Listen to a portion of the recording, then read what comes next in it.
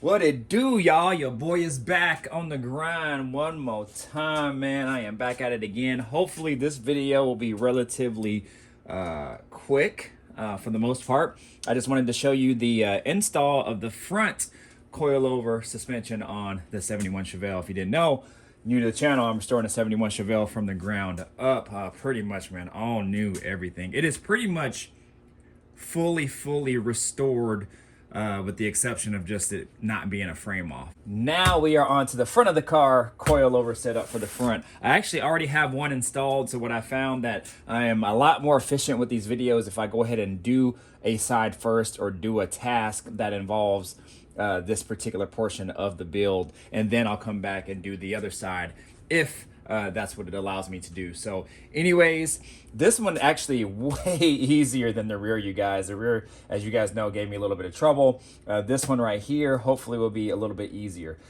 So these mounting points right here already installed, so that makes it easy. You don't have to use C-clips or anything to put those in. They're already installed for you. Then you have your hardware, really simple to put that in. Then it gives you your hardware, your nuts to cinch that down, and then your hardware, your bolts and your nuts, nylon lock nuts for the bottom as well too here. So then you have your spanner nuts, lock nuts, and then I bought these separate. Those are your thrust bearings, so the adjustment is made easier as it spins, and you can turn it with your wrench here.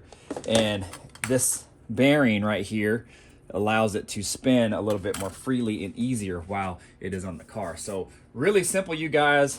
Pretty much is you put this one on first, you put that one on next, then you put one washer and then the bearing, then the other one on top, like so. Here, here, here, and then that'll be sitting on that like so. And then the coil, boom, goes right on top. And then after that, you just install it. And then, like I said, put these on there, and then you're good to go. So, but before all that needs to be done, you have to use the NICs. And I like to use this right here. This is a nickel-based NICs, so it blends in better with the coilover. I know they have like a copper-based NICs, and it looks brown. Well, it is brown, and it looks dirty on the car. So this one far better, just kind of just blends right in. So what I'm gonna do right now is I'm actually going to show you one side of the car as it's already installed, and then I'll go ahead and install this so you guys can kind of see what it looks like, and then I'll take you around to both sides, and then we'll be done. So hopefully the car gods are good to me. This will be a fairly easy install, hopefully. So I'm gonna go ahead and take it to the car here real quick, and I'll show you what it looks like. All right, you guys, here we go. So don't look at this right now. Don't look at it. I already have a side done as far as the Willwood kit goes, so that will be in a separate video, so I'm not gonna show you that right now, but that's what it looks like installed, you guys. Man, man, this car's come so far. Everything's painted too. Got everything painted. Control arms, as you guys already know, installed. Man. And wait till you see it with the Willwood. Oh man, wait till you see it with the Willwood. It's gonna look so nice. But yeah, pretty straightforward. Like I said, just you have your nut, your lock nut here. And then here, coil over. You can see the anti-seize right there from the middle down. Coil is in. Adjustments aren't set yet as far as your compression and rebound. I'm probably gonna set that to the second setting, which is, gosh, I think it's handling. I think it goes comfort, then handling, and then it goes a little bit more into the performance side. But nothing is tightened down just yet. I will have to tighten that down before I set it down, but I can't forget to do that. I probably should do that today so I don't forget to tighten that. But everything else here is just loose. So let me go ahead and take you back to the bench and we'll go ahead and put this together. I'm gonna go ahead and put the anti-seize on. On the rear, I did all the threads just because I didn't know how high I was gonna have to go. I really didn't know how low it was gonna set initially, and so I wanted to do them all. But what I'll probably do is I'll get the adjustment height set to where I want it, and then I'll go back in and just wipe it off. But on these ones, I don't think I'm gonna go very high on the adjustment. So what I'll do is I'll just do just the bottom half, and I think that'll be plenty. Pretty straightforward here. You just kind of just wipe it all the way around. Pretty easy. And I don't know really how much of this you have to really do, like how thick you have to go. I just would imagine it just needs to be kind of somewhat of a light coat. I think I went kind of thick on the other side, and I did because when I put the lock nut on and the spanner wrenches on, it was actually kind of piling up at the bottom. So I probably went a little heavy, but that is okay. Yeah, I think that'll do it. From here, you go ahead and put the lock nut on. You have to put this one with the step side up. You see that little step? That's what sits to the side, or to the bottom, I should say, of the actual spanner nut. I think that's what it's called, at least. Here. On the last video, you saw that I put a preload on the spring, and I didn't know if I was gonna have to do that with this one as well, but actually I think there is a preload on the spring anyway, because when I put in the coilover on that side, and then I attached the A-arms to the spindle and everything, it was a little bit of a pressure for me to kind of get that ball joint up to the castle nut, well, through the spindle, then up to the castle nut. So, and the spring definitely had some sort of preload on it, because I couldn't move the spring. I couldn't move, you know, anything in regards to this coilover. So I think we're good to go. I think it has a little bit of a preload on it. So that should be good there. And if I do need to go like a little higher on it, you know, at some point, then I will. But yeah, you see how it's kind of like bundling up at the bottom a little bit. So now we just put this on, and that sets right inside there. And then what we do, well, I don't have my gloves on, but then what we do is we put anti-seize on this part as well. So now we're gonna go ahead and put this on, if I can do it without making a mess.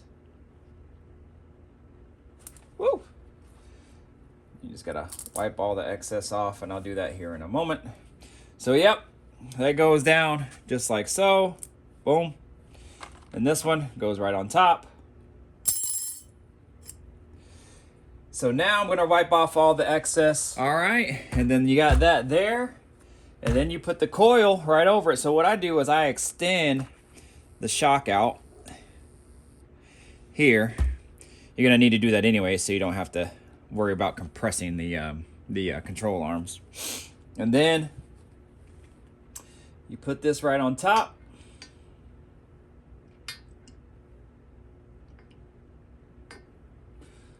Hopefully you guys can see this. And bow, she in there. And that is it, really, for the whole assembly of this. This one actually, like I said, it comes already pretty much mostly together.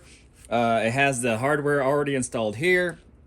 It has the little C-clip where my pointer finger is right there, already installed. And yeah, that's really it. Literally, all you have to do is now put it on the control arm, on the bottom control arm, where the holes line up. Put your bolts and nuts through, and then install that at the top. Now what I'll do is I'll probably just install, that's what I meant, this at the top. What I'll probably do is install that first. Coilover can kind of just settle there and stay, and then I'll go ahead and mount the bottom up. So really straightforward, you guys. I mean, there's not a whole lot to it, not definitely not rocket science or anything like that. So what I'm gonna do is gonna go ahead and take this camera over there, and then I'll chime back in with you guys so you guys can kind of see me do this. So if you guys can see, put one right here, and then one of them down like so. And they do go a certain direction. As you can see, this one has this lip here, this one has this bigger lip. So you put the bigger lip down because the smaller lip is the actual size and diameter of the hole that's on top and inside of the frame here. And then what you'll do from here is take your hardware.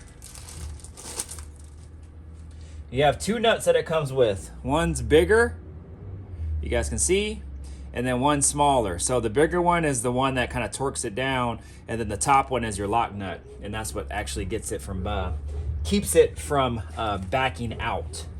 So right now we're going to put our coil on.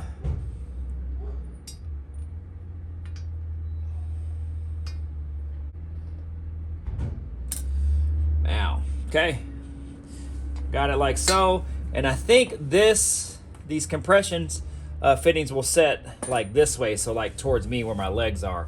So what I try to do is I like to kind of have everything facing the correct way, so I have like the Viking writing on this side kind of facing out towards the front and not like towards the back. I'm just weird like that. I just like everything kind of looking nice. So that's why. And then all you do is feed it right up in here.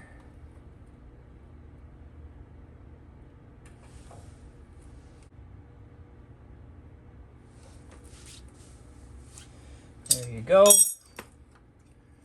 Go ahead, tighten it down. I don't have my right wrench, of course.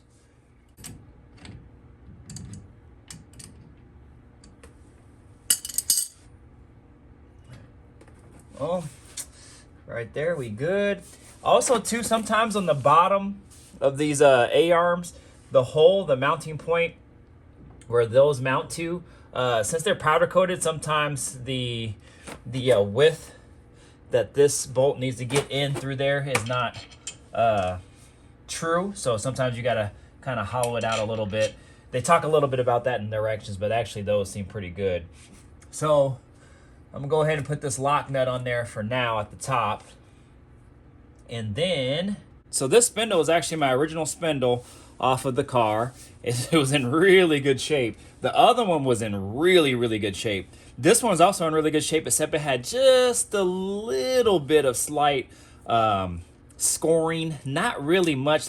I couldn't catch it with my fingernail or anything, but it was some light scoring on there. So it wasn't terrible though. Definitely reusable. I don't think it needs to be machined or anything. So what I did is I just cleaned them all up. They cleaned up really nicely, and I shot it with some caliper paint. So, and turned out really good. I was thinking probably should have put some clear coat on it, but this caliper paint's usually pretty durable, and hopefully it'll hold up to the elements pretty well. Being that this car probably will never see rain, at least on purpose, or anything like that. I think this car in general should stay pretty clean. But these are fairly simple. All you do, just put that up there like so, and then you put in your castle nut.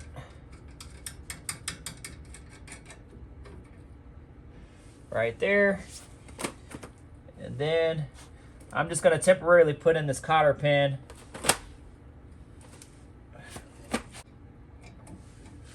All right, so that side's in. And then now, it's just as simple as bringing that right up, and literally, when you pull this up right here, it lines like right up, you guys. So the kit does not come with washers. It just comes with this bolt and nylon nut, which is perfectly fine. But I wanted to put a washer in between the nut and the control arm just for my own reasons.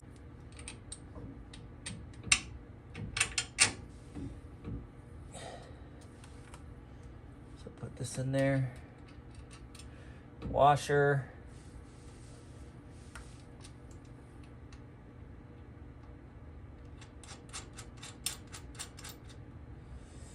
nylon nut. And then we'll go from the top. Now the brackets, or the little arms for that sit on the bottom of the control arm, have a little bit of play each way. And so you can just kind of center it up before you torque it down.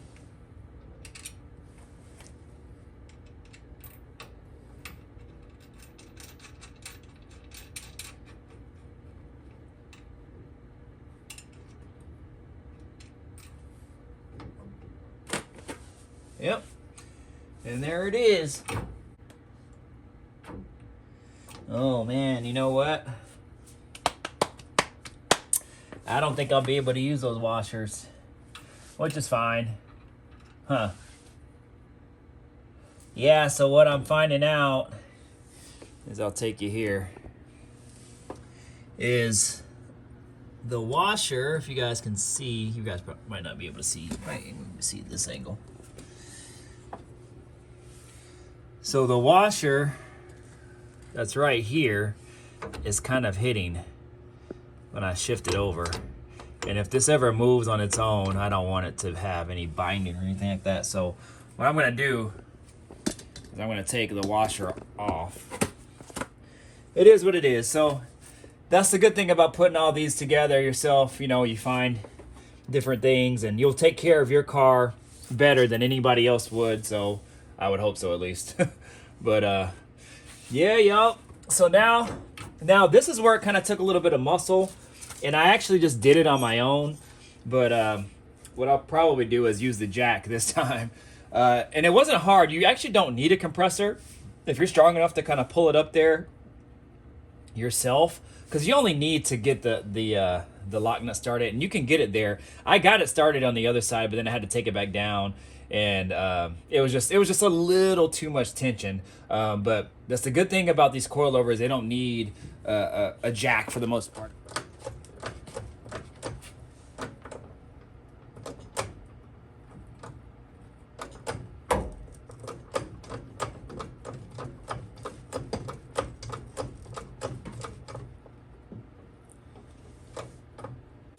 All right, grab this castle nut. Oh man, yeah. That's perfect. Way easier than what I did on the other side.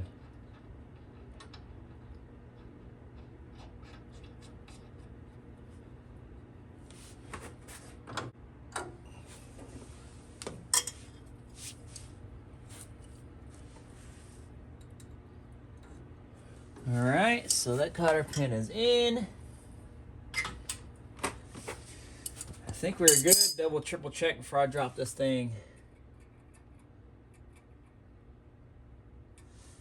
Yeah, y'all, I think we straight.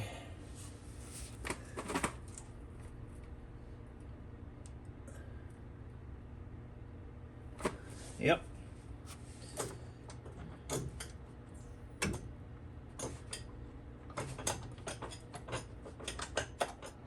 All right, you guys, we are set. She is in there. Let me see if I can give you some better light. Yeah, y'all, so I spoke too soon on trying to get out of here unscathed. Nothing happened with the install, so that was good. But when I was pulling this light over to give you guys some better lighting, I had that little bowl right there that was sitting over there filled with brake fluid because I bled the brakes out completely.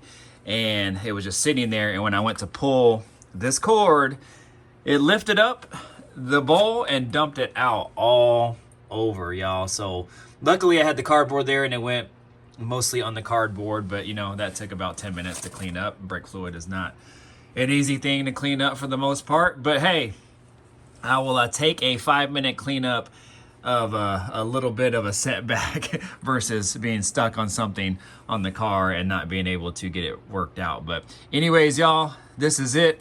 And she is in there looking nice. And as you guys saw in the install, pretty straightforward for the most part. I mean, you guys saw me literally, it didn't take that long at all. If I wasn't filming it and I didn't have the camera arm or anything, I probably could have just got it done just that much faster. But anyways, that's what it looks like in there, you guys. Man, man. That looks really good in there, you guys. So again, I'm probably just gonna set the compression and rebound and everything down again to the second setting. I think that's handling. And I think it's a few notches. I think you got to turn the front ones, I think maybe the compression side maybe 8 clicks or 9 clicks, and then the rebound I think like 3 or 4 clicks or something like that, or maybe even 5. But I think the compression side is a little bit more clicks though.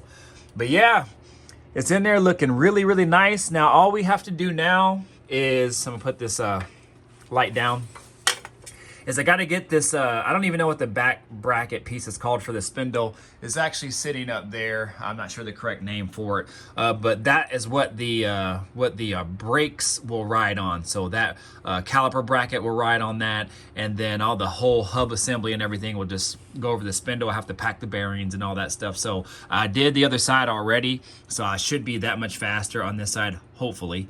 And they send you some hardware. They send you 1 bolt for one side, and then you have to use your other stock bolt for the other side to mount that piece on.